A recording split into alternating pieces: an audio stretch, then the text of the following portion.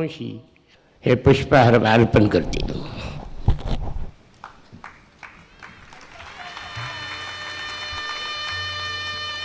आणि श्री ज्ञानेश्वरीला सरचिटणीस अशोक गोडसे हे पुष्पहार अर्पण करतील.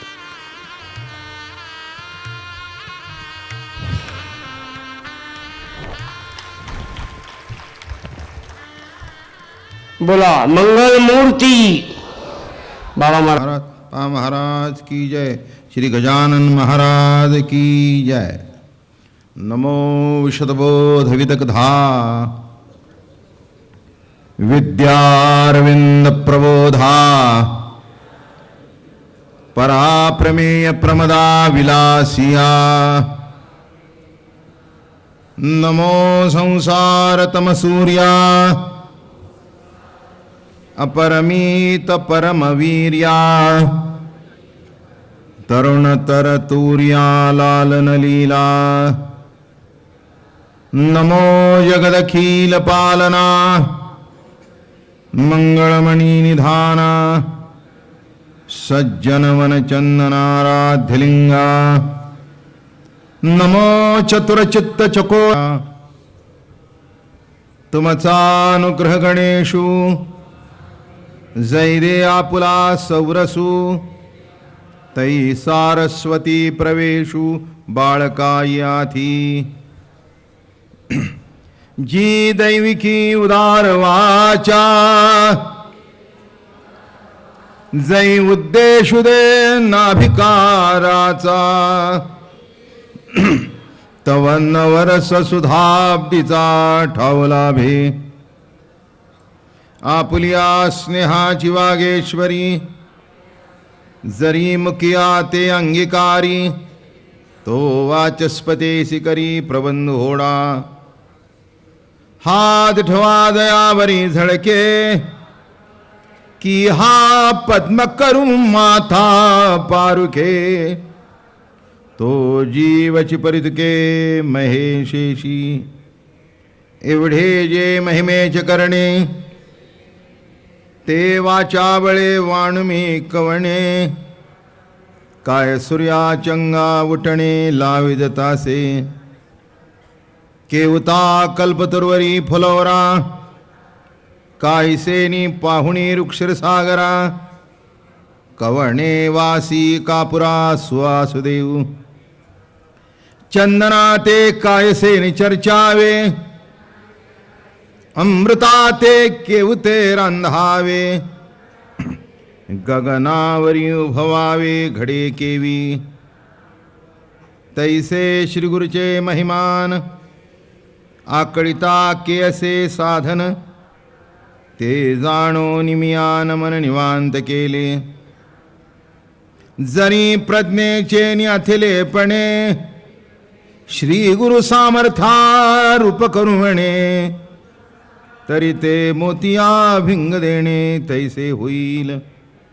साडे पंधरिया रजतवणी तैशी स्तुतीची ही बोलणी.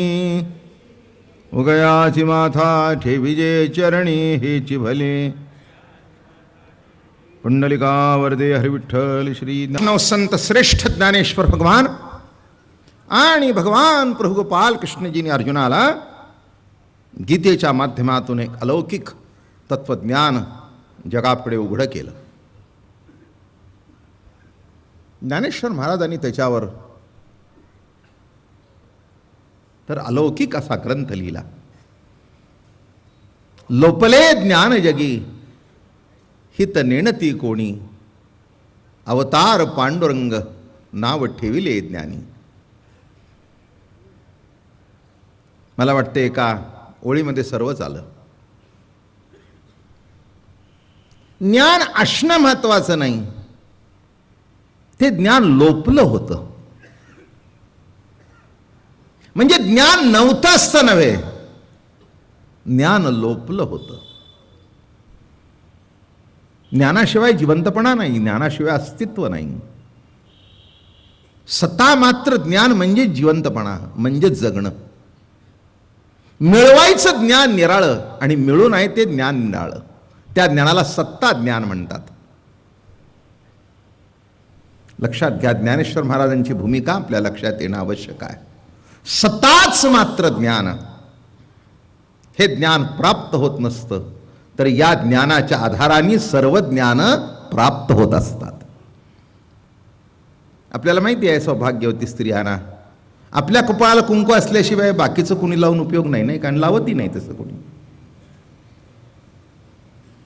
पण पहिलं आपल्या कपाळाला असतं आणि मग बाकीचे लावतात. तसं मुळात सत्ता ज्ञान आपल्याजवळ आहे, म्हणून त्या ज्ञानाच्या आधाराने बाकीची ज्ञान आपल्याला मिळवता येतात. पण तेच जर ज्ञान नसेल, ते ज्ञान म्हणजे केवळ असं समजू नका की साधा आहे, नव्हे, सत्ताच. ज्ञानाचा दुसरा शब्द सत्ता, म्हणून ज्ञानेश्वर महाराजांच्या नावामध्ये ते आपोआप कळेल, ज्ञान ईश्वर. काय कळेल आपल्याला? ज्ञान ईश्वर. अजून बघा, ज्ञान देव.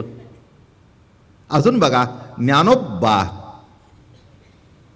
एका शब्दातच आपल्याला कळतं. पुन्हा अजून गोड लढिवाळपणा, ज्ञानाई.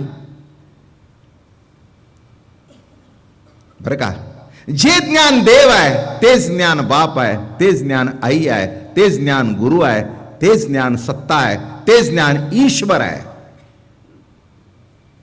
हे मूलभूत ज्ञान आहे.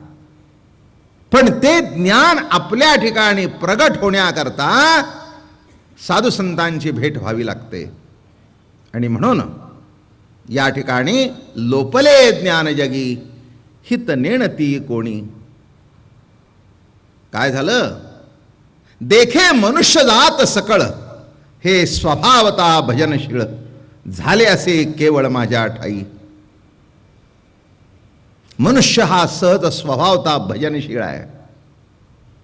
सहज परमार्थिक असतोच, नव्हे धार्मिक असतोच. कालांतराने बुद्धी वाजवीपेक्षा जास्ती वाढल्यानंतर तो नास्तिक होतो. जन्माला कोणी नास्तिक जन्माला आलाय का? बरं का, ही नंतरची प्रक्रिया आहे. जन्माला येतो तो आस्तिकच आहे. बरं का, त्याच्या आईने हात जोडलेलेच असतात, बापाने हात जोडलेलेच असतात. कुणाला तरी मुलगा चांगला मिळू दे, लग्न चांगलं होऊ दे, झाल्यावर लवकर दिवस जाऊ दे, हे तर घडतच असतं. त्याच्यामध्ये विशेष काय आहे? पण कालांतराने जेव्हा माणसं जास्ती जाणती होतात, तेव्हा गंमत अशी घडते. मग ते म्हणू लागतात की आम्ही काही मानत नाही. ठीक आहे, द्या सोडून विषय.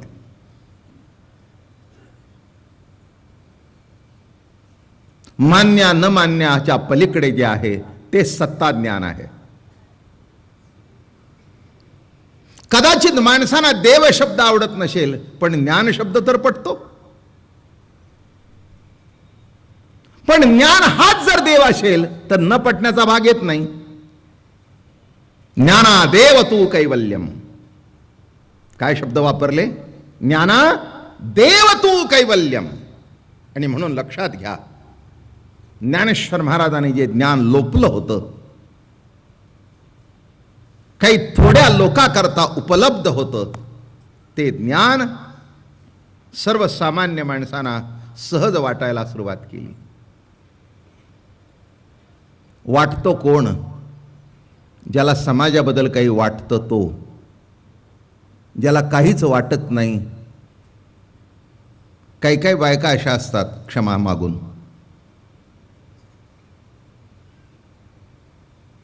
एखादा पेढा बेडा असला की नाही, घरात भोरा आल्याला चालेल पण शेजारच्याला द्यायच्या नाहीत.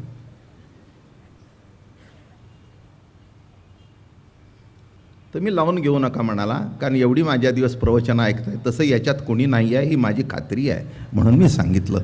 तसं आपण मनाला लावून घेण्याचं काहीही कारण नाही. पण घडतं ना, नाही म्हणू शकत नाही तुम्ही. सहज राहिलं तर आपला बाबू म्हणतो, आई शेजारच्या बाळाला देऊ नको, राहिलेलं दिलं म्हणतील, फेकून दे, पण देऊ नकोस. हीच माणसांची मनोवृत्ती आहे. पण ज्ञानेश्वर महाराज आले आणि अजून एक सांगतो, राहिलं म्हणून देणं आणि वाटण्याकरता करणं.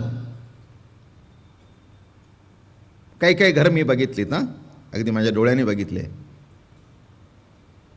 नावही घेण्याची आवश्यकता नाही, कोणाला आवडेल कोणाला न आवडेल. मी असं बघितलं, त्या घरामध्ये कायम जेवण 30-40 माणसं, घरात 3 ते 4 आहेत, पण जेवण 30-40 माणसांचं शिजलेलं असतं. मी त्यांना विचारलं, सहज गेलो मी जेवायला, माझ्या हॉलमध्ये जेवढे होते 5-25, चला म्हणाले. अहो मी म्हटलं, आयत्या टायमाला तुम्ही चला म्हणताय? नाही म्हणाले, माझ्या घरात पद्धत आहे की 25-30 माणूस 40 माणसाचं जेवण तयार करायचं, येतील ते बसायचं, नाही असेल ते गोरगरिबाला वाटून द्यायचं. माझं बोलणं समजतंय का? की वाटण्याच्या हेतूने शिजवणं आणि राहिलं म्हणून देणं हा भाग निराळा. काही काही राहिलं म्हणून सुद्धा देत नव्हते, हा अजून त्याच्या पुढचा भाग. राहिलेलं गटारात फेकून देऊ पण देणार नाही, हा राहिले म्हणून देतोय तरी, हा भाग निराळा. आणि इथे असं आहे, वाटण्याकरता शिजवलं. लाईट, मला ते थोडीशी लाईट असलेली बरं पडतं, माणसांची चेहरे दिसतात ना. अरे बाबा, हा काही प्रयोग नाही नाटकाचा की ठराविक शब्द पुढे येणार, म्हणून लाईट चालू ठेवा. नाही, इथली गेली बघ. मी गेल्याशिवाय गेली म्हणून कसं सांगेन बरं? काय कमाल आहे बुवा. तेव्हा ज्ञानेश्वर महाराजांच्या अवतारामध्ये काहीतरी मनामध्ये वाटलं, पोटामध्ये कालवा कालव झाली, हृदयातला ठोका वाढला आणि ती हृदयातली स्पंदनं जी बाहेर पडू लागली, प्रेमाची, ज्ञानाची, बोधाची, ऐश्वर्याची, त्या सर्व वचनांचं नावच ज्ञानेश्वरी. ऐश्वर्याची वचनाक्षरे वदती मधुरे तत्वदाती, श्रवण करीती सात्विक लोक, पावती सुख कैवल्य. निळोबारायांचा अभंग आहे. ऐश्वर्याची वचनाक्षरे वदती मधुरे तत्वदाती, श्रवण करीती सात्विक लोक, पावती सुख कैवल्य. हेच वैशिष्ट्य आहे ज्ञानेश्वरीचं. संतांचं प्रत्येक वचन हे ऐश्वर्यवंत असतं. जीवाला समाधानाचं ऐश्वर्य देतात, प्रेमाचं ऐश्वर्य देतात, बोधाचं ऐश्वर्य देतात. आणि हेच खरं ऐश्वर्य आहे. भाग्य तरी नव्हे धनपुत्र दारा, निकट वास बरा संतापाई. धनपुत्र दारा ही गरज आहे. खरं भाग्य आणि खरा बोध हा संतांचाच आहे. आणि म्हणून अशा कळवळ्यातून जे वाङ्मय निर्माण झालं, ज्ञानेश्वरी, त्याच्यातून आपण काल सुरुवात केली. महाराजांनी नमन केलं. आपल्यात पद्धत आहे, काल आपल्याला सांगितलं, लग्नाला बसताना नमन करावं, आई वडिलाला नमन करावं, वाडवडिलांना नमन करावं, पहिल्यांदा गणपतीला नमन करावं, मग आपल्या इष्टदेवतेला नमन करावं, गुरुजनांना नमन करावं. त्या नमन करण्या मागे हेतू एक असतो की आहे ते कार्य सिद्धीला जावं. हे फार वर्म आहे याच्यामध्ये. आता काही काही माणसं मानत नाहीत, नाही का? ते म्हणतात काय नमस्कार करायचा आहे, मी शिकलो, मी अभ्यास केला, यांना नमस्कार करून नोकरीला जायची गरज काय? बरोबर, मी कोणालाच चुकीचं म्हणत नाही, म्हणायची आवश्यकताही नाही. ठीक आहे, ज्याला जे बरोबर वाटतं ते करावं. पण काय काय गोष्टी करण्याकरता आयुष्य जावं लागतं, तेव्हा कळतं की याची आवश्यकता आहे. नमन अहो एवढा ग्रंथ निर्माण करायचा आहे. एक लक्षात ठेवा, कुणीतरी बोलला आणि त्याच्यावर काहीतरी लिखाण करायचं असं नव्हे. प्रत्यक्ष भगवान बोलतायत. अर्जुना संकट पडता जड भारी, गीता सांगे हरी कुरुक्षेत्री, तोची अवतार धरी अलंकापुरासी, आणि ज्ञानाबाई सुंदरी तारावया. किती वर्म आहे बघा. तोची अवतार धरी अलंकापुरासी. अर्जुना संकट पडता जड भारी. अर्जुनाला संकट पडलं आणि भगवान धावून आले आणि त्यांनी जी गीता सांगितली तीच मराठीमधून ज्ञानेश्वर भगवंतांनी सांगितली. सोप्या भाषेमध्ये, कळेल अशा भाषेमध्ये. माझा मराठाची बोलू कौतुके, नाही का? कौतुके म्हणण्यामध्ये सगळं कौतुक आहे, नाही का? हो, आता सगळेजणच नमस्कार करतात, पण त्यामध्ये कौतुक असतं, आदर असतो असं नव्हे. नमनाचे सुद्धा प्रकार आहेत बरं का. पुष्कळ आशीर्वाद रूप नमन आहे, नमस्कार्य रूप नमन आहे, वस्तुनिर्देश रूप नमन आहे, लाक्षणिक नमन आहे. हे म्हणाल तुम्ही कुठून काढलं? हे अनुभवातून निघालं. काही काही माणसं आपल्याला भेटतात, आता टावलता येत नाही, नमस्कार.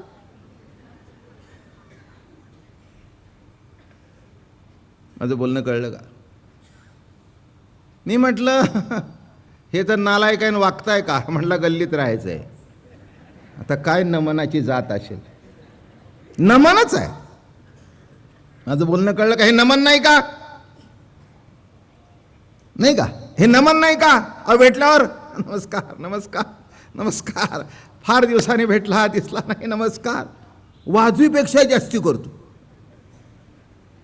मी एकाला विचारले हे नमस्कार का? म्हणला बाबा महाराज जा ना तुमच्या रस्त्याला, राहू द्या आम्हाला गल्लीत. माझं म्हणणं लक्षात ठेवा, हे लाक्षणिक नमन सुद्धा तुमच्या घरातलं सांगू का?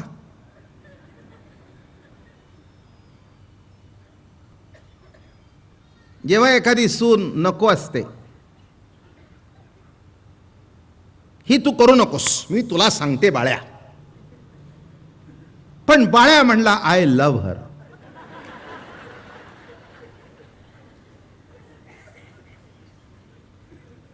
आता नमन सांगायचं नाही, ही सुद्धा यादी सांगितली पाहिजे तुम्हाला. बाळ्या म्हणला आय लव्ह हर. ती म्हणली आता कर काय करायचं ती. आता तिलाही माहिती असते हिची लव सासूची, तेव्हा ती लग्न झाल्यावर करते. काय तिलाही नमस्कार केलेला आवडत नाही, हिलाही करायला आवडत नाही, तरी नमन. खरंय का खोटं आहे? एकही खोटं म्हणणार नाही. मी तुम्हाला लिहून देतो, 100पैकी 99 सुना ज्या सासूला नमस्कार करतात तो नवरा असं करतो. कशा हसल्या बघा. कालपासून एवढ्या हसल्या का दिलको? हसल्याच नाहीत, कारण हा अनुभवजन्य आहे. ते आशीर्वादयुक्त नामकं त्यांच्या अनुभवात नाही, पण हे लाक्षणिक नमन त्यांना माहितीच आहे. किती अवघड आहे बघा. नुसतं आपलं काय, मग नवरा सांगतो पाया पडणं, मी तुम्हाला सांगितलं होतं, I am not going to bow before anyone. तो म्हणला माझी आई 2 दिवस राहायचंय, मग आपण निघालो उडत, तेव्हा 2 दिवस तरी कर. माझं म्हणणं कळलं का? लाक्षणिक नमस्कार. काही काही माणसं उगीच देवळावर जाताना देवही मानत नाहीत, पण उगीच असं करतात. असंही आहे. मी एकाला विचारलं, तू म्हणतो देव मानत नाही असं का करतो? म्हणला लहानपणापासून वडिलांनी लावलेलं वळण, त्यामुळे देवळा फोडून गेलं की माझा हात असा करतो. मी नाव गाव सांगत नाही, पण या महाराष्ट्रातले एक मोठे विद्वान होऊन गेले. ते एरवी बसले की चर्चेला की नाही, पण ते वाद घालत बसायचे की देव नाही म्हणून. एकदा असे रस्ते निघाले होते, 2-3 मित्र होते त्यांच्याबरोबर. पण त्या दिवशी मित्रांना जरा उशीर झाला म्हणून हे पुढे गेले आणि देऊळ आल्याबरोबर त्यांनी असं केलं. मित्र मागे उभे होते, चालले होते. ते म्हणले, हे काय भानगड आहे, आपल्याला रोज दुष्ण्यात होतो ना, आज असं करतो. दोघं म्हणले, बोलू नका त्याला, अजिबात बोलू नका, उद्या बघू. उद्या दुसऱ्या दिवशी उशिरा आले, पुन्हा असं. अरे आपल्याशी भांडण करतो आणि जाताना असं करतो. तिसऱ्या दिवशी असं झाल्यावर त्याने गचकन पकडलं. म्हणले, महाराजा हे काय, आम्हाला नाही म्हणून हिणवता आणि तुम्ही असं करता. ते म्हणले, गडे हो ऐकून घ्या, नाहीही देव ही माझी खात्री आहे, पण असेल तर पंचायत नको.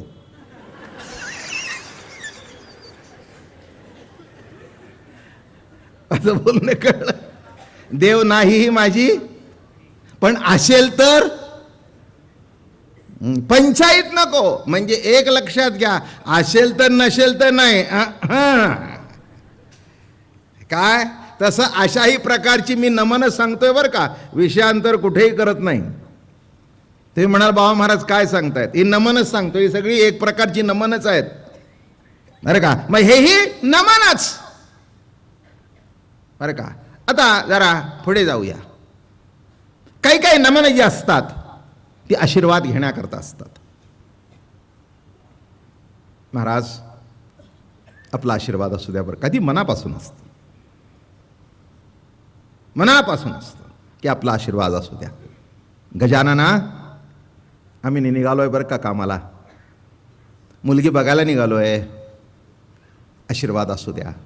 मुलगा बघायला निघालोय, आशीर्वाद असू द्या. हां, चांगल्या कामाला निघालोय, आशीर्वाद असू द्या. मग हे जे नमन आहे ते आशीर्वादयुक्त नमन आहे बरं का. हो, प्रार्थना करावीच लागते. एक मी तुम्हाला माझ्या आयुष्यातलं मोठं सांगतो बघा. माझ्या आयुष्यात अभ्यासाने मला किती आलं हे मला माहिती नाही, पण आशीर्वादाने भरपूर दिलं हा माझा अनुभव आहे. आशीर्वादाने किती आलं मला माहिती नाही, वाचन माझ्या किती उपयोगी पडलं हेही मला माहिती नाही. मला एकच कळतं, किती वाचा किती पाठ करा, पण इथे जर तुमच्या पुढे सुचलं नाही तर त्या पाठाचा काय उपयोग आहे, त्या अभ्यासाचा काय उपयोग आहे. लक्षात ठेवा, आयत्या वेळेला ते सुचवणं की जेणेकरून तुम्हाला बरं वाटेल असं सुचवणं हा देवाचा आशीर्वाद असतो, हा देव करत असतो. म्हणून या जगात एवढा मोठा साहित्यिक झाला नाही ज्ञानोबा इतका, ते शेवटी हेच म्हणाले, तुम्ही बोलविली आम्ही बोलेन. तुम्ही बोलवलं तर मी बोलीन, त्याच्याकरता महाराज मला आपला आशीर्वाद पाहिजे. आणि म्हणून आपल्याकडे एक परंपरा आहे बरं का, आशीर्वाद मागण्याची. तसे या ठिकाणी आशीर्वाद मागतायत. जी जी इच्छा असेल, जी जी वस्तू असेल ती प्राप्त व्हावी त्याच्याकरता आशीर्वाद मागणं. दुसरा भाग असा आहे, एक आपल्याकडे कमीपणा घेऊन आशीर्वाद मागणं. हे नमस्क्रिय व्यक्त जो आशीर्वाद आहे, आपल्याकडे कमीपणा घेऊन, महाराज मला काय कळतंय, आपली कृपा असू द्या. पहिलं काय, आशीर्वाद द्या. दुसरं, आपल्याकडे कमीपणा घेऊन आशीर्वाद मागणं. ही एक आशीर्वाद मागण्याची पद्धत आहे. ज्ञानेश्वर महाराजांनी आपल्याला ज्ञानेश्वरी सुंदर लिहिले बघा. एरवी तरी मी मूर्खू, जरी झाला अविवेकू, पण संत कृपा दीपकू सो जळू असे. मी मूर्ख आहे, मला काही कळत नाही. कितीही जरी शहाणा असला तरी आपल्या गुरुपुढे, आपल्या आईपुढे, वडिलापुढे, गुरुजनांच्या पुढे कमीपणा घ्यावा. महाराज मला काही कळत नाही बरं का, मला काही कळत नाही बरं का, माझा सांभाळ करा. आम्हाला आमच्या महाराजांनी माळ घालताना जसं हरिपाठ म्हणाले, ज्ञानेश्वरी वाचा म्हणाले, तसा एक मंत्र दिला. ते म्हणाले, देवापुढे संतापुढे नमस्कार करताना मानसपूजा झाल्यानंतर एक म्हणावं, महाराज मला काही कळत नाही, माझा सांभाळ करा. आपल्याला नाही वाटत याच्या इतकी मोठी प्रार्थना दुसरी नाही. केवढी मोठी प्रार्थना, मला काही कळत नाही, माझा सांभाळ करा. फार मोठी प्रार्थना. तिथे अनन्य होणं बरं का. अहो नुसतं जर तुम्ही म्हटलं ना तुमची कृपा, अहो केवढं बरं वाटतं. आणि मनापासून म्हटलं तर ती कृपा फलद्रूप होते. म्हणून सद्गुरूजवळ कमीपणा घेणं, गुरुजनांच्या जवळ कमीपणा घेणं, देवाजवळ कमीपणा घेणं आणि अनन्य होणं त्याला म्हणावं. म्हणून आपल्याकडे एक पद्धत आहे असं करायची. काही काही बाबतीत ठीक आहे बरं का, काही काही बाबतीत ते काही बरोबर आहे असंही मला वाटत नाही. मला नेहमी असं वाटतं, एवढी तरी आपल्यावर का पाळी व्हावी की देवापुढे तरी थोबाडीत मारून घ्यावी. नाही कळलं? याच्याकरता साधू संतांचं मार्गदर्शन असेल तर अशी करायची पाळी येणार नाही. पण एक पद्धत आहे, त्याच्यामध्ये अर्थ कळला की न जाणो, कळत न कळत. अर्थ काय त्याच्यातला? की माझ्या हातून तर तशी चूक घडलेली जाणून नाही, पण कळत न कळत. नाही का? आता एक मोठा पोलीस ऑफिसर होता, तो रोज 5-50 तरी भडकवायचा. पण एकदा देवाच्या दारातून असं करत होता. मी त्या अधिकाऱ्याला हात धरला, म्हटलं रोज किती थोबाडीत मारता? म्हणले 5-50 तरी मारतो. मग आज इथे का मारलं? म्हणले चुकून जर कोणाला न मारायची असताना मारली तर मारून घेतो. चुकून. खरंच आहे ना, खरंच आहे ना.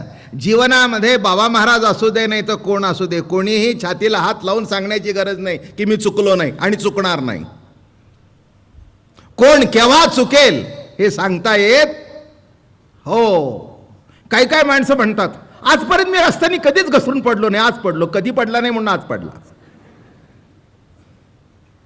असं म्हणण्याची गरज नाही की मी कधी पडलो नाही. असं म्हणण्याची सुद्धा गरज नाही की मी चुकणार नाही. आत्तापर्यंत चुकलो नाही आणि इथून पुढे चुकणार नाही म्हणण्याची गरज नाही. माणूस आहे. इंग्रजीमध्ये एक म्हण आहे, टू एअर इज ह्युमन. चुकणं हा मानुष्य स्वभाव आहे बरं का. कोणी चुकणार नाही असं म्हणण्याची गरज. हो, याच्यावत जीव मात्र तुम्ही काय मी काय. आयुष्यामध्ये कुठे नाही कुठेतरी चुका या रोज घडतात. काही चुका क्षम्य असतात, काही चुका अक्षम्य असतात, पण चुका घडत नाहीत असं काही नाही बरं का. किती फ्रीजमध्ये दूध ठेवलं तरी नासल्याशिवाय राहत नाही. किती काळजीने भाजी केली तरी काहीतरी कमी जास्ती झाल्याशिवाय राहत नाही. हे तर चुकतंच. मग आता मला सांगा की महाराज आपल्याकडे कमीपणा घेऊन एक नमन केलं जातं, ते काय? आणि इथे जे नमन आहे ते वस्तू निर्देश रूप नमन आहे. वस्तूला निर्देश करून ओम.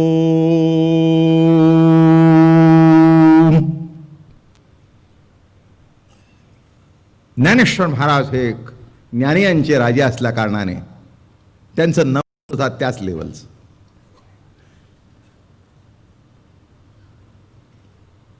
बरं का. एखादा शिकाऊ जेव्हा गातो तेव्हा ते कोणाचं तरी पद गातो, आणि एखादा कसलेला गवई जेव्हा गातो तेव्हा त्याचं गाणं असं असतं, त्याने यमन गाऊ दे, त्याने बागेश्री गाऊ दे. आज यमन हजारो वर्ष गायला जातोय, पण माणसं म्हणतात आजच्यासारखा यमन आम्ही ऐकला नाही, आजच्यासारखी बागेश्री आम्ही ऐकली नाही. याचा अर्थ नीट लक्षात घ्या, त्याच्यामध्ये ओरिजिनॅलिटी काहीतरी आहे बरं का. तो त्याच्यातला जगद्गुरु आहे. तसं ज्ञानेश्वर महाराज जेव्हा नमन करतील तेव्हा त्यांच्या नमनाची पद्धत सुद्धा निराळी आहे. मोठं कौतुक आहे. वस्तू निर्देश, त्या नमनातूनच वस्तूचा निर्देश करतात. ओम.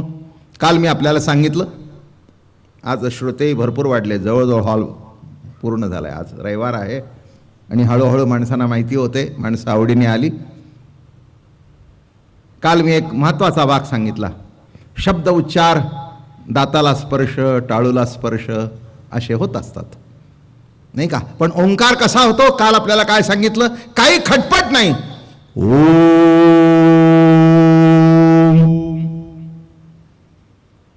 तोंड उघडलं, आतमध्ये नाद टाकला, एवढंच केलं. ओ. आणि म म्हणण्याकरता काही केलं नाही, फक्त तोंड बंद केलं. ओ. मग म्हटला का मी?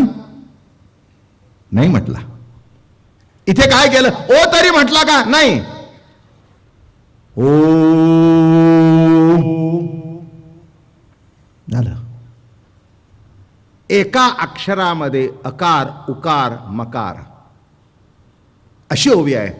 ओंकाराची एकुशी अक्षरे होती अ उ मकारेसी, ती उपजत वेदेसी उठली तिणी. ओंकाराच्या कुशीमध्ये काय काय अक्षर आहेत? अकार उकार आणि मकार. वस्तू निर्देश आहे. हे शब्द ब्रह्म आहे. लक्षात ठेवा.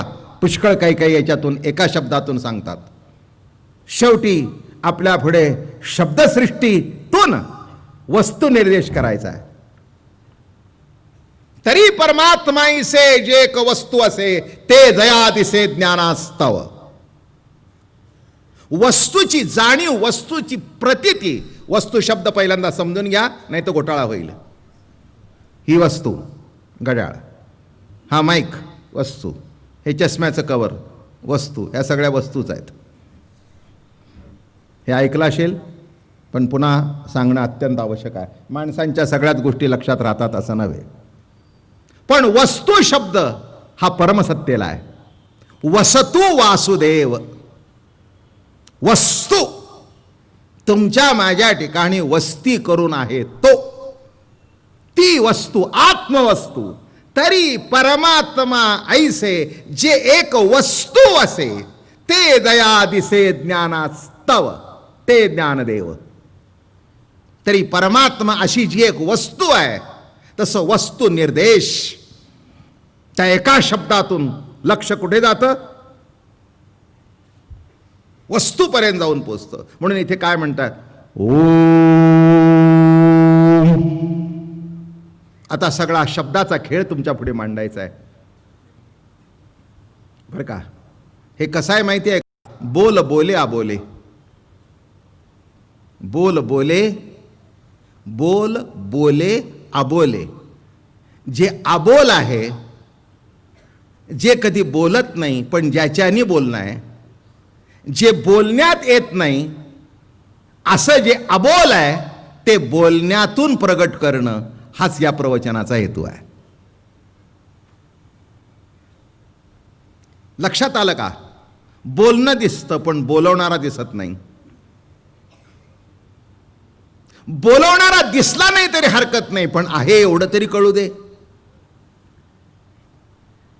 माझं म्हणणं कळलं काय? नका दिसेना, नाही दिसला तरी हरकत नाही, पण आहेपणाची प्रतीती तरी येऊ दे. तसं या प्रवचनाच्या माध्यमातून त्या ईश्वरी सत्तेच्या आहेपणाची प्रचिती घेणं, याच्याकरता महाराजांनी सुरुवात केलं.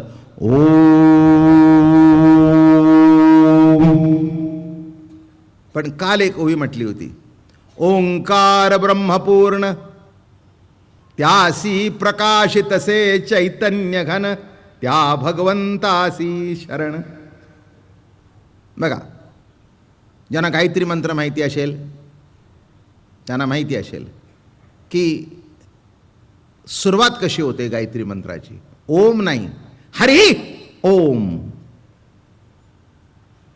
सुरुवात कशी आहे?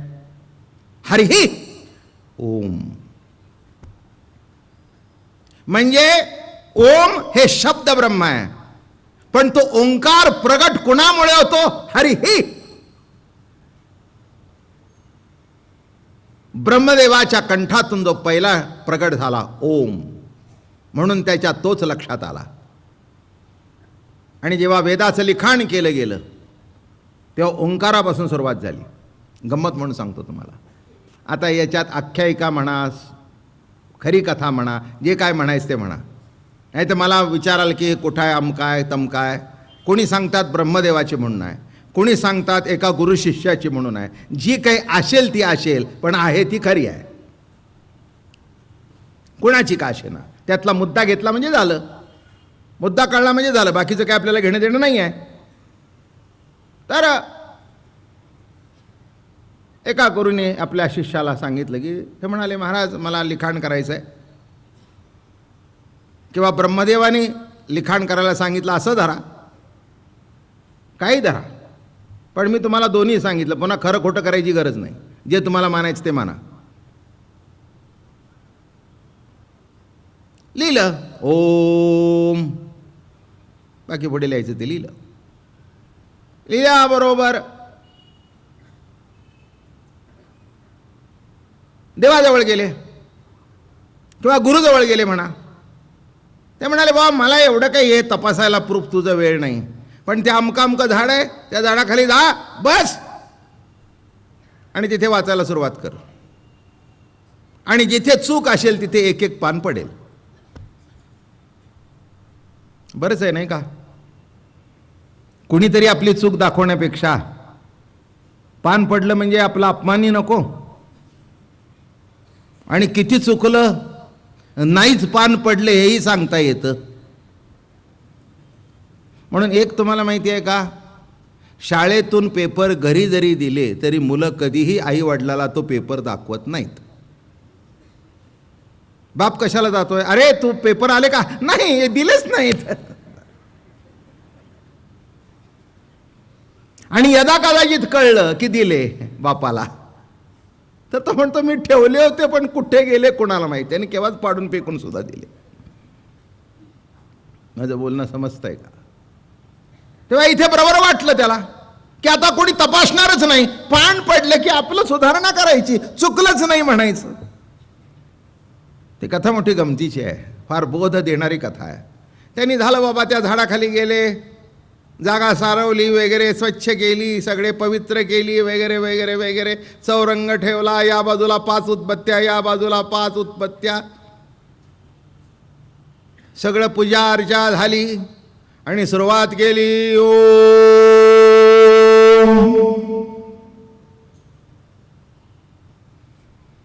काय सांगू तुम्हाला, झाडावरची जेवढी पानं होती तेवढी गळून खाली पडली.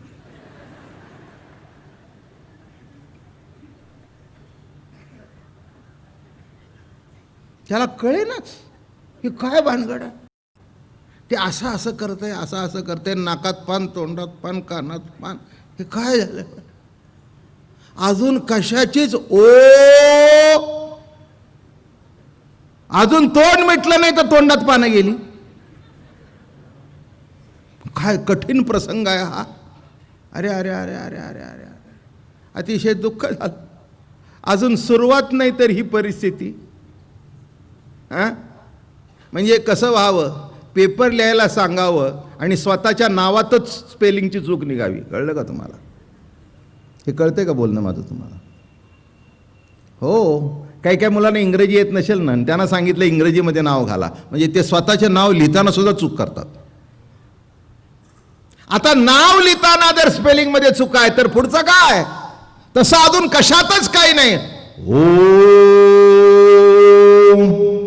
म्हणे तोपर्यंत सगळी पानं गळली. गळल्याबरोबर डोळ्याला धार लागली, ते गुंडाळलं पोथ्या. मग काही म्हणा, देवाकडे गेले म्हणा, गुरुकडे गेले म्हणा, काय म्हणायचं ते म्हणा. मग ते त्यांनी घेतलं, म्हणले काय झालं? म्हणले महाराज काय सांगू, सगळी पानं गळून पडली, मी वाचलो. ते म्हणलं कसं काय? फांदी तुटली नाही, टाळक्यात पडली नाही. ते म्हणले पुढे वाचलं असतं तर तेही घडलं असतं. मजेशीर गोष्ट आहे, पण सिद्धांत काय शेवटचा लक्षात घ्या. आणि मग त्या महाराजांच्या हातात दिले, त्यांनी बघितलं, अरे अरे अरे अरे अरे अरे, हा मनातून म्हणतोय वाचा तरी, अजून पान उघडलं नाही तर अरे अरे अरे अरे अरे अरे अरे काय हे? म्हणले काय झालं काय? अरे म्हणे वेड्या, ओम सुरुवात केलीस, त्याच्या मागे एक गाल हरी ही. हरी ही एक शब्द घाल म्हणले आणि जा. मग म्हणले पुढचं कसं काय? पुढचं काळजी करू नको, जा म्हणले. आणि पुढची कथा अशी आहे, त्यांनी हरी घातला, सगळी पानं चिकटली आणि पुढेपर्यंत एकही पान गळलं नाही. कळलं का तुम्हाला? बस एवढंच लक्षात ठेवा. म्हणून ज्ञानेश्वर महाराजांनी हरिपाठ लिहिला. काय लिहिला? हरिपाठ हे लीला, हरी हे ओम. म्हणून लक्षात घ्या की ओंकार ब्रह्मपूर्ण हे सत्य आहे. त्यासी प्रकाशितसे चैतन्य घन, त्या भगवंतासी शरण. कुणाला शरण, कुणाला वंदन? असा जो भगवान, त्या भगवंताला शरण. मला सांगा, ब्रह्मदेवाच्या कंठातून ओंकार प्रगट झाला, पण कंठातून प्रगट करणारा कोणीतरी आहेच ना. त्याला म्हणतात चैतन्य घन नारायण. नारायण. आणि म्हणून लक्षात घ्या, इथे मौलीने सुरुवात केली ओम, पण पुढे कसं वर्णन केले कळलं का? म्हणजे तुम्ही म्हणाल मग इथे हरी लिहिला नाही, तसाच लिहिलाय. ओम नमोजी आद्या. नमोजी आद्या. आद्या म्हणजेच हरी, आद्या म्हणजेच ईश्वरी सत्या. पुढचं बघा, जय जय ससंवेद्या आत्मरूपा देवा. हे नीट लक्षात घ्या कसं वंदन केलंय ते. आता ज्ञानेश्वर महाराजाची मी तुम्हाला मगाशीच म्हटलं, तत्वचिंतक, तत्वज्ञानी, भगवत भक्त, साक्षात्कारी जे म्हणाल ते साजिया विठ्ठला. तसं ज्ञानेश्वर महाराजांना ज्या ज्या कौतुकाच्या शब्दांनी हाक माराल ते नाव, ते विशेषण त्यांना शोभूनच दिसतं. आणि म्हणून ओम पासून सुरुवात केली. ओम शब्द ब्रह्म. बाबा ओंकारा, आता तुझ्या आधाराने अ उ म ही सगळी आता अक्षर तुझ्यात आहेत. आता मला असं सुचव की जेणेकरून वाचणाराला, ऐकणाराला समाधान होईल असं मला सुचव. लक्षात घ्या मंडळी, नाही सुचलं तर तुम्ही तरी काय करणार, मी तरी काय करणार. त्याच्यातलं एक महत्वाचा भाग आहे, मी खूप ज्ञान सांगितलं पण तुम्हाला कळलं नाही तर. म्हणजे कळणं सुद्धा प्रकाशित तो करतो. असं माझ्या सर्व इंद्रियातून जी ईश्वरी सत्ता प्रकाशित करते त्याचंच नाव देव, त्याचंच नाव आत्मसत्ता. म्हणून महाराज म्हणाले ओम नमोजी आद्या. आद्य सर्वाच्या आधी जो आहे तो. कोणाच्या आधी? कोणाच्या नाही, सर्वाच्या. त्याला देवादिदेव म्हणतात. विशिष्ट देव निराळा. तो कोण आहे? देवादिदेव, देवांचा देव.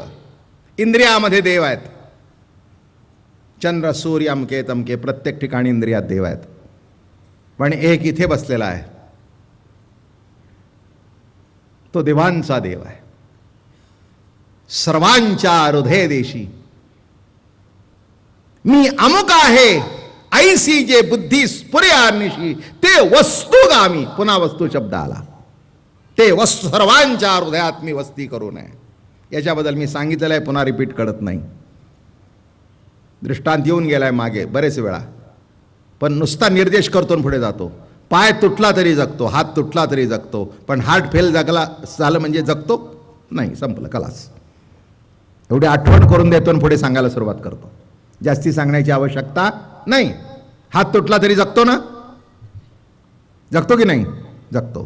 पाय तुटला तरी जगतो, पण असा ऐकलाय का हार्ट फेल होऊन पुन्हा जगला?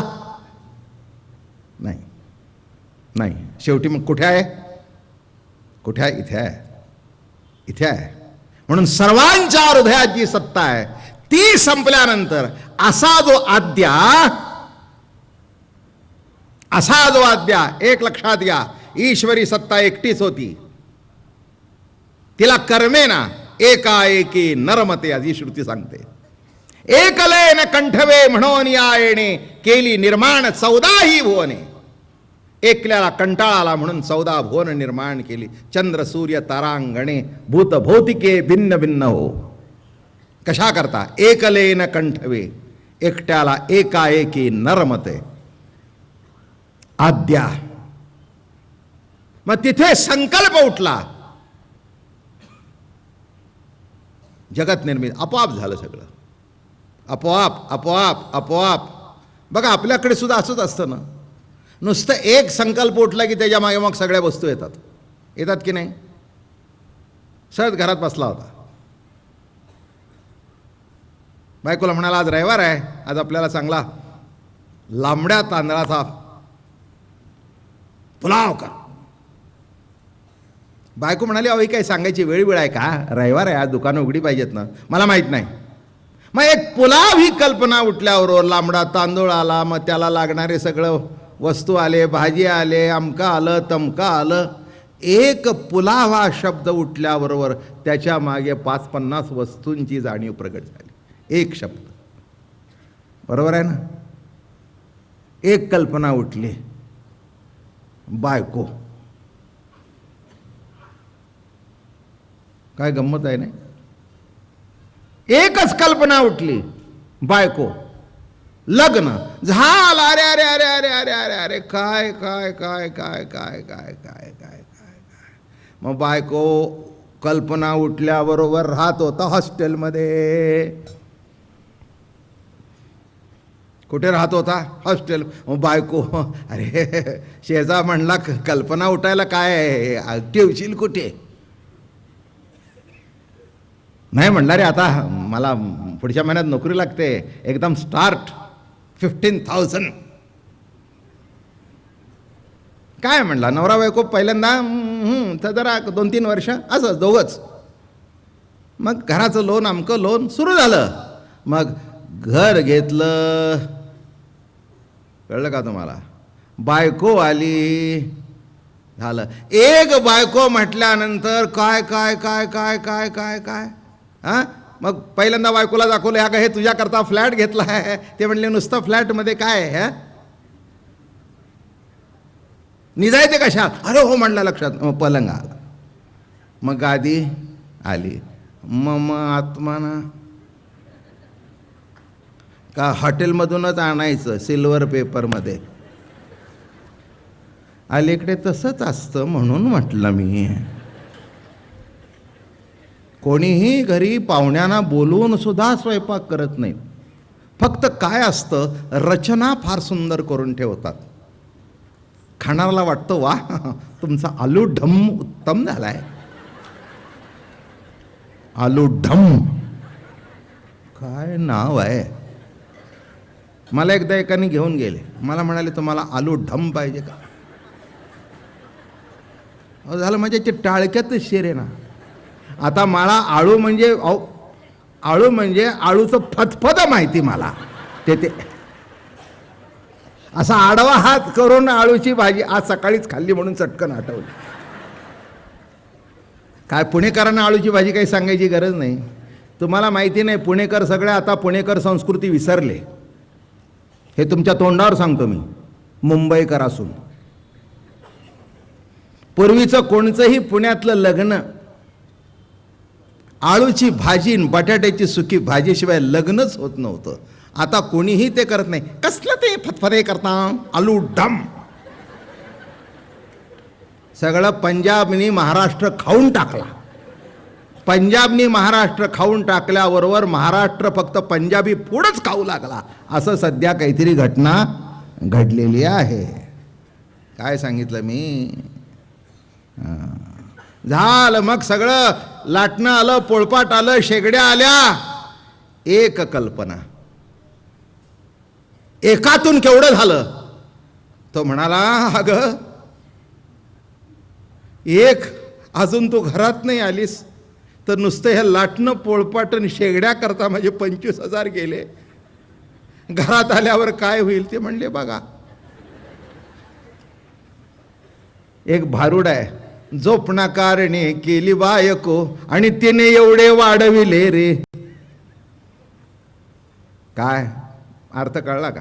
झोपणाकारणे म्हणजे काय, गावचा माणूस पुण्याला राहत होता, पुण्याला नोकरी लागली. आई म्हणली, अरे एकटा कसा राहणार, लग्न कर म्हणजे जेवायला नीट मिळेल, घरातलं मिळेल. झोपणाकारणे म्हणजे जोपासना करण्याकरता एक बायको केली आणि तिच्यातून तसं एक ईश्वरी सत्तेमध्ये कल्पना उठली.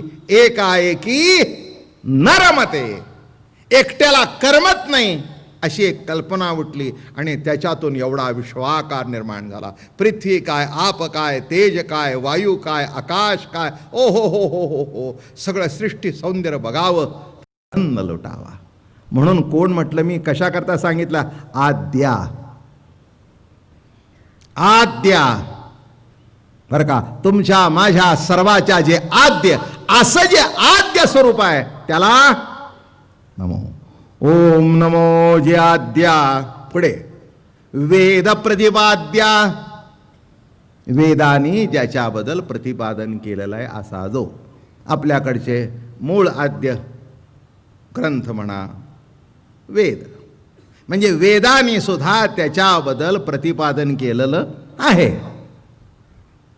नकारात्मक जरी असलं तरी त्याच्याबद्दलच प्रतिपादन आहे. नेती नेती जया श्रुती नेती नेती म्हणती गोविंदो रे, अनुमानेना अनुमानेना जया श्रुती नेती नेती. याचा अर्थ कळला का? नाही रूपाने सुद्धा त्याच्याच अस्तित्वाची जाणीव आहे. घरात आल्याबरोबर विचारलं, काय हो वामनराव आहेत का? नाही. कोण नाही? वामनराव नाही.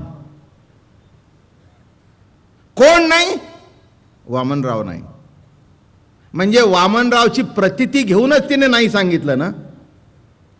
म्हणजे नाही शब्दाचा अर्थ नाही नाही तर दृष्टीला गोचर नाही पण आहे.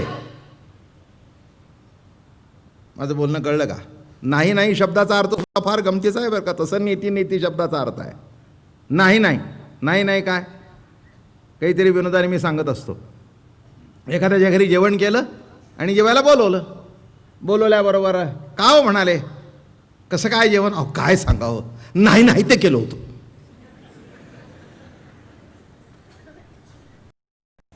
आता नीट कळलं ना तुम्हाला काय केलं? हो नाही नाही ते केलं. अहो पण काय आता काय कपाळ सांगू, एक नाही नाही ते बरोबर आहे ना. अहो काय तुम्हाला सांगू, चटणी काय, कोशिंबीर काय, सांडगे काय, पापड्या काय, कुरवड्या काय, ओल्या वाटाण्याची उसळ काय, बर्डेची, बस बस बस बस बस बस नाही नाही ते. अजून एक सांगू का?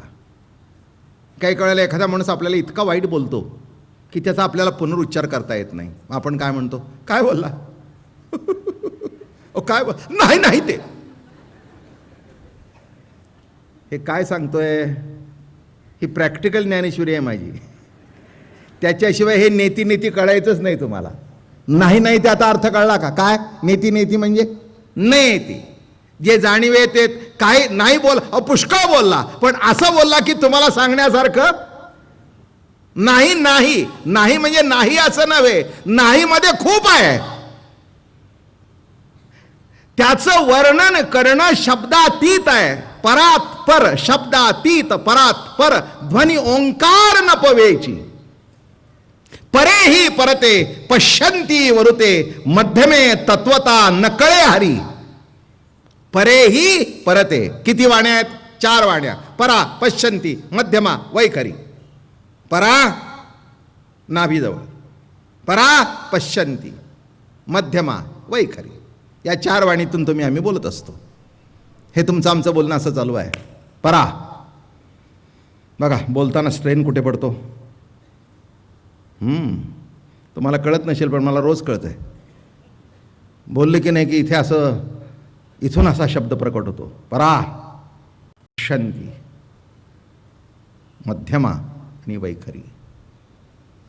इथपर्यंत काही येऊन द्यावं पण इथून काय बाहेर टाकता त्याचा विचार करून टाका.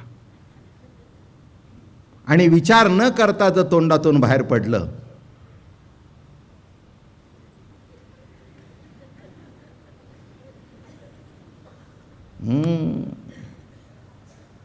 पण परा असू दे, पश्यंती असू दे, मध्यमा असू दे, वैखऱ्या असू दे, परेही परते, पश्यंती वरुते, मध्यमे तत्वता नकळे हरी, ते हे कृष्ण रूप गवळीयांचे घरी. येईलच पुढे हे गणपती सांगितल्यानंतर. ते हे कृष्ण रूप, तोच हा परमात्मा. आता इथे त्याच तत्वाला गणपती पूजन केलंय. ईश्वरी तत्व दोन बाजूने आहे, एक सगुण आहे, एक निर्गुण आहे. आद्या बरं का, वेद प्रतिपाद्या, जय जय ससंवेद्या, आत्मरूपा देवा. माझं म्हणणं कळलं का? की नुसते शब्द आहेत पण आकार समोर नाही. आता तो आकार आपल्याकडे पद्धत आहे की गणपतीला पूजन करून त्याला वंदन करून पुढे सांगायला सुरुवात करावी. म्हणून इथे जे सगुण आकार समोर घेतलेला आहे तो गजाननाचा घेतलेला आहे. पण तो गजानन दुसरा तिसरा नव्हे, आद्या. हे ज्ञानेश्वर महाराजांचा गणपती नीट समजून घ्या. आपला जो दुधेऱ्याला प्रकल्प आहे तिथे जो गणपती आपण बसवला आहे तो ज्ञानेश्वरीतलाच 6 हाताचा गणपती आहे. तो होता उद्या 6 हात वगैरे जसं ओघाने येईल तसं काही सांगायची घाई करणार नाही, कमी सांगणार नाही, जास्ती सांगणार नाही. पण इच्छा आहे, मी तुम्हाला म्हटलं ना की गेल्या वर्षी मंडळी म्हणाली, यंदाही तात्या वगैरे मामा म्हणाले एकदा गणपतीच्या तर्फे हा कार्यक्रम होतो, एकदा गणपती तत्वता ऐकू द्या. म्हटलं बाकीचा तत्वता काही मला माहिती नाही, पण माऊलीच्या माध्यमातून मी आहे तेवढं सांगेन, जेवढं मला कळतं. तुम्ही म्हणाल बाकीची कथा तर तुम्हाला माहितीच आहे की ते पार्वती आंघोळीला बसली होती, मग हे आले त्यांना सोडलं नाही, मग ते उडवलं, या कथा तर माहितीच आहेत. पण शेवटी तत्वता गणपती समजल्याशिवाय ज्या पद्धतीने गणपती उत्सव साजरे होतात त्याच्यातला जो घोटाळा आहे तो कमी होणार नाही. माझं बोलणं कळलं का? आम्हाला वाटतं गणपती उत्सव म्हणजे काय, 10 ठिकाणी फिरलं, वर्गणी गोळा करली, त्याच्यातले एक 200-300 रुपयाचा उत्सव साजरा केला आणि संध्याकाळी त्याच्या खालीच बसून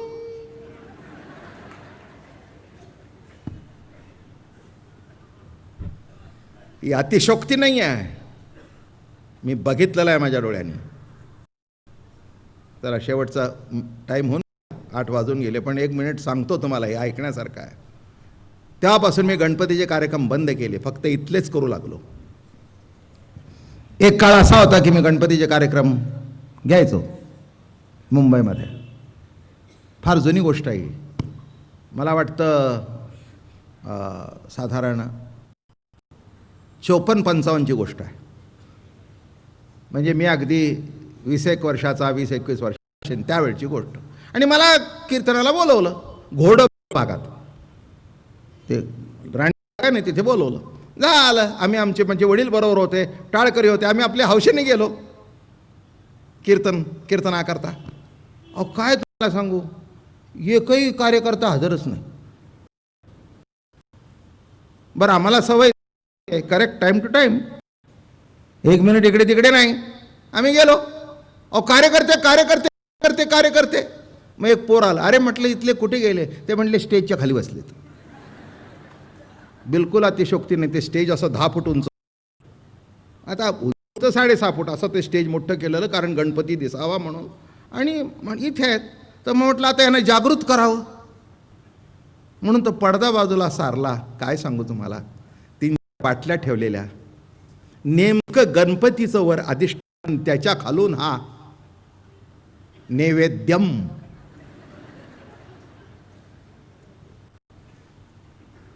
अतिशय वाईट वाटलं.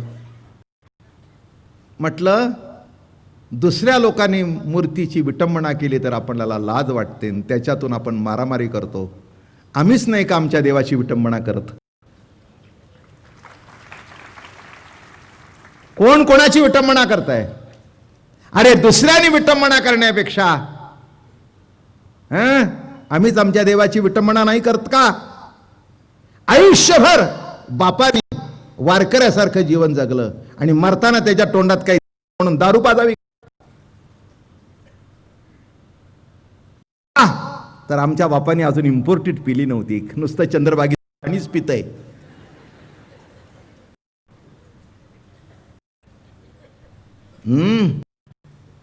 असं करावं आणि ते पीत खात बसले. तो मला सांगितल्याबरोबर जे उडलं ना ते डोकंच आपटलं त्याचं, तिथे एवढं उडलं. महाराज तुम्ही आला का? तुला नेमकं किती बाबा महाराज दिसत आहेत?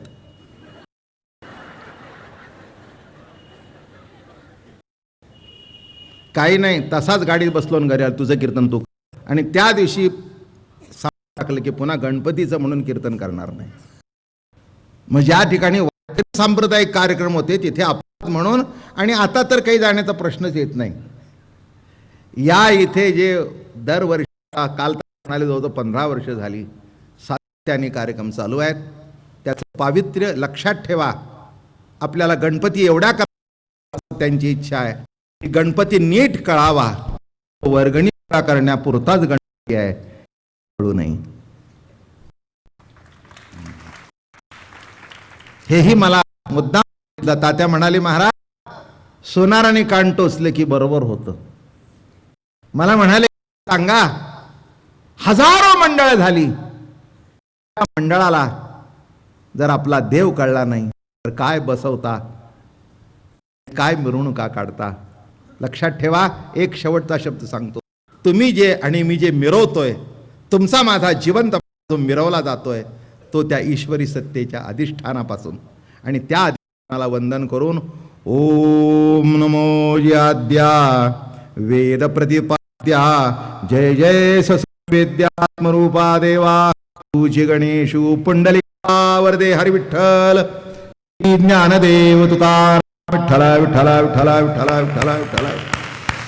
इथे कॅसेट्स, पुस्तक, नवीन कॅसेट